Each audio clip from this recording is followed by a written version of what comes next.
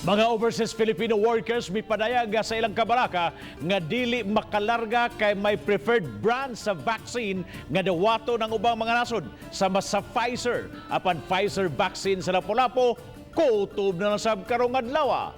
Si Luan Mirondina adunay report. Sayo pa lang sa buntag, ingon niini na kadaghan ang mga tao nga namasin nga mabakunahan og Pfizer bisan sa pahibaw nga gipaskin sa entrance sa Hoops Dome.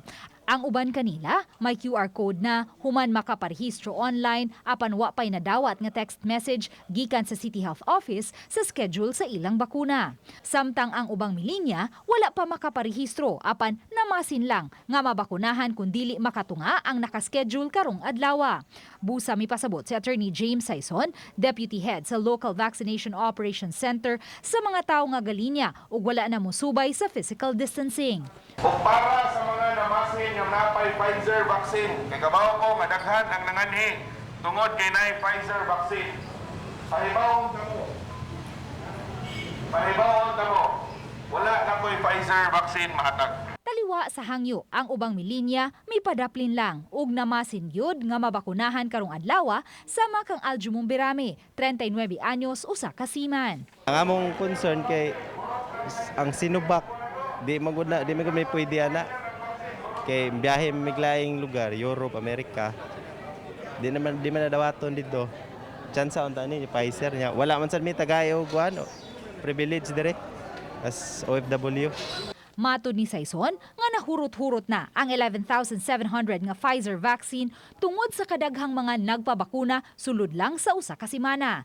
Sa unang duha ka adlaw, kapin sa libo lang ang nabakunahan sa duha ka mga vaccination center. Apan sa misunod nga mga adlaw miabot na sa 2 ngadto sa 3,000 ka mga tawo ang nabakunahan. Alas 11 pa lang sa buntag, ingon niini na kadaghan ang mga nagpabakuna dinhi sa Hoops Dome.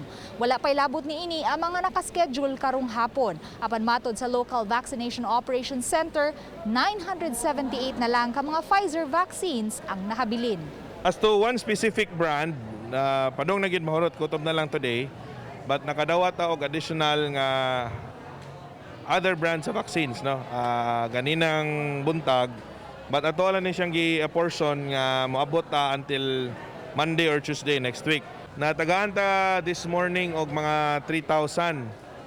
But for the day, karong adlaw, short na ko sa akong existing nga bakuna. So itapak to na to ang katong 3,000. Part of it atong itapak para karong adlaw. Karon lang hapon, nasayran sa RTV Balitang Bisdak nga ubay-ubay ang misibog. Human masayod nga Sinovac vaccines na lang ang bakuna karon sa dakbayan.